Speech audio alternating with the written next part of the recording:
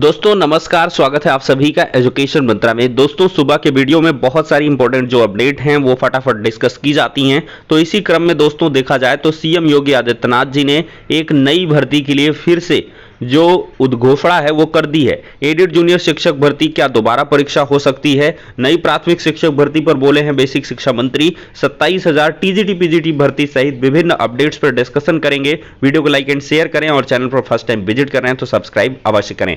तो चलिए दोस्तों वीडियो को शुरू करते हैं। दोस्तों आज की ताजी और ब्रेकिंग खबर है कि होमगार्ड में 20% पदों पर महिलाओं की भर्ती की जाएगी और यहां पर 55,000 रुपए अनुदान मिलते हैं एकल विवाह के लिए, 65,000 रुपए मिलते हैं सामूहिक विवाह के लिए।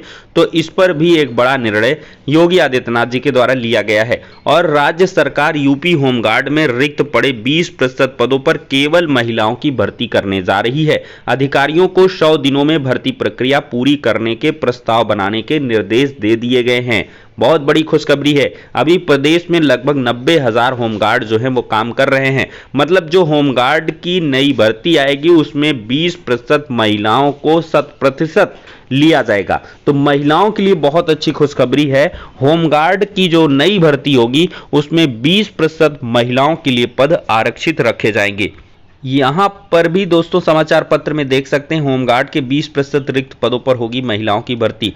तो प्रदेश में आधी आबादी के खिलाफ अपराध रोकने के लिए होमगार्ड के 20% रिक्त पदों पर केवल महिलाओं की भर्ती होगी। इसके लिए अधिकारियों को प्रस्ताव तैयार करने के निर्देश दे दिए हैं। सरकार अगले 4 साल में होमगार्ड के खाली पड़े सभी पदों को चरणवार भरने का लक्ष्य तय कर ली है। मतलब कि जो सभी रिक्त पद हैं वो भाई हर एक विभाग में भरे जाएंगे।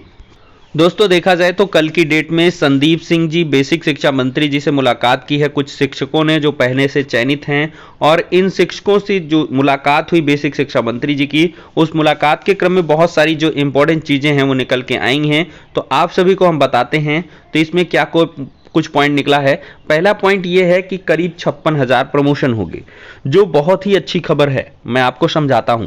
दोस्तों प्राइमरी में प्रमोशन इस प्रकार से होता है कि जो सहायक अध्यापक है उसको जूनियर का सहायक अध्यापक या तो बना दिया जाता है या प्राइमरी का प्रधानाध्यापक बनाया जाता है।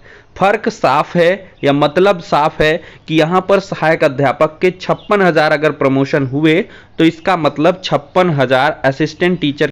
तो दोस्तों यहां पर मैं ये बता रहा था कि 56,000 अगर प्रमोशन हुए तो जो असिस्टेंट टीचर के 56,000 पोस्ट हैं वो वैकेंट हो जाएंगे। मतलब 56,000 पदों पर जो नई भर्ती है उसकी उम्मीद बढ़ जाएगी। अब दोस्तों यहाँ पर शिक्षकों के transfer, mutual transfer, block transfer भी जल्द होने वाले हैं।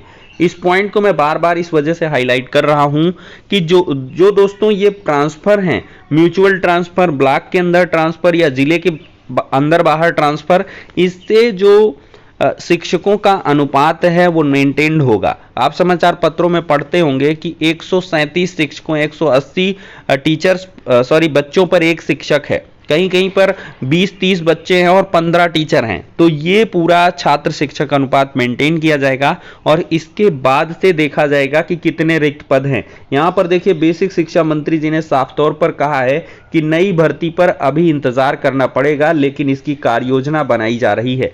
मतलब ऐसा नहीं कि नई शिक्षक भर्तियां होंगी ही नहीं, लेकिन इतना इन्होंने जरूर कहा है कि नई शिक्षक भर्ती के लिए अभी इंतजार करना होगा। पेंडेंसी निपटाएंगे, जिलों के भीतर ट्रांसफर करेंगे, प्रमोशंस करेंगे, रिक्त पदों का डेटा कलेक्ट करेंगे, तब जाके नई भर्ती करेंगे। और इन्होंने 6800 शिक्षकों के लिए लिस्ट के लिए प्रभावी जो आश्वासन है उसको कहा है और उन्होंने यह कहा है कि उचित पैरवी करवा के इस प्रकरण को जल्द निस्तारित करवाते हैं। मतलब 6800 जहन में छप चुका है बेसिक शिक्षा मंत्री जी के।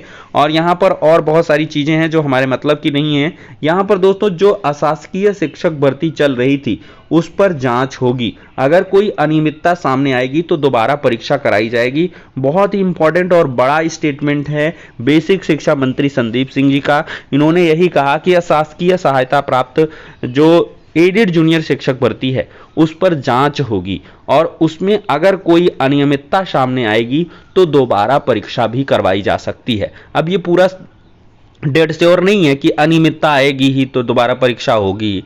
अनियमितता का मतलब क्या है? कोई भारी अनियमितता। और इसका जो प्रत्यावेदन है उस पर विचार किया जाएगा। हालांकि ज़्यादा जो प्रत्यावेदन हैं वो OMR वाले हैं कि उनके कम मार्क्स शो कर रहे हैं, ज़्यादा थे। अगर ऐसा बहुत सारे लोगों में निकल के आता है तो फिर इसको और अच्छे से देखा जाएगा। अगर बहुत ज़्यादा अनियमितता है या और कुछ अनियमितताएं दिख के आई कि टॉपर्स के 150-40 वाले जो नंबर वाले हैं, 135-40 वाले, उन पर भी यहाँ पर एक बार अवश्य ही जो है विचार होगा, चूंकि इसके लिए बहुत सारे छात्र ने प्रत्यावेदन पहले से दे रखे हैं कि इनकी जांच होनी चाहिए और फिर से प्रत्यावेदन देने के लिए बहुत सारे अभ्यर्थी प्लान बना रहे हैं, क्योंकि जो अनियमितता की जांच है वो फिर से होगी और इस पर दोबारा परीक्षा कराई जा सकती है, लेकिन ये पूरी तरीके से श्योर नहीं है कि दोबारा परीक्षा होगी। एक बेसिस पर होगी कि अनियमितता अगर पाई गई और भारी अनियमितता पाई गई तब एग्जाम करवाएंगे। अब दोस्तों एक बड़ी खबर यह भी है कि विजय किरण आनंद जी महानिदेशक का जो पद है वो बहुत जल्द संभालने वाले हैं। इसकी जो ऑफिशियल अनाउंसमेंट है वो बहुत जल्द हो जाएगी। कल की डेट में भी ये जो खबर है काफ़ी तेज़ी के साथ वायरल हो रही थी, लेकिन अभी देखना होगा आज ये अपना पद संभाल सकते हैं विजय किरण आनंद जी।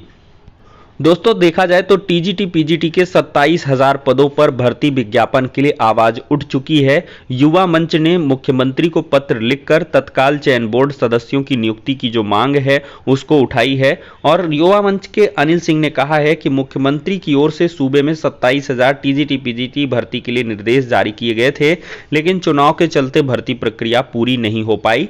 तो ऐसे में सरकार रिक्त पदों के लिए जल्द से जल्द भर्ती शुरू करे। और यहां पर अनिल सिंह का कहना है कि चयन बोर्ड ने रिक्त पदों का ब्यौरा प्राप्त होने के बाद भी फिर से अधियाचन मांगा, जिसके चलते अनावश्यक रूप से विज्ञापन जारी करने में विलंब हो रहा है। साथ ही महज 5,000 पदों पर ही अधियाचन प्राप्त होने की बात की जा रही है, जबकि तदर्थ शिक्षकों से भी सूबे में हजारों रिक्त पद पड़े हुए हैं। ऐसे में 27,000 से कम पदों पर भर्ती विज्ञापन जारी करने पर प्रतियोगी छात्र चुप नहीं बैठेंगे, ऐसा इन्होंने कहा है। तो कुल मिलाकर छात्र एक बार फिर से लामबंद हो गए हैं 27,000 नई टीजीटी पीजीटी विज्ञापन के लिए। तो दोस्तों देखा जाए तो इस प्रकार से नई प्राथमिक शिक्षक भर्ती, एडेड जूनियर शिक्षक भर्ती पर बेसिक शिक्षा मंत्री जी ने अपना रुख स्पष्ट कर दिया है और होमगार्ड विभाग में एक नई भर्ती जल्द आएगी और साथ ही साथ टीजीटी पीजीटी 27,000 पदों पर भर्ती के लिए जो मांग है वो तेज हो गई है।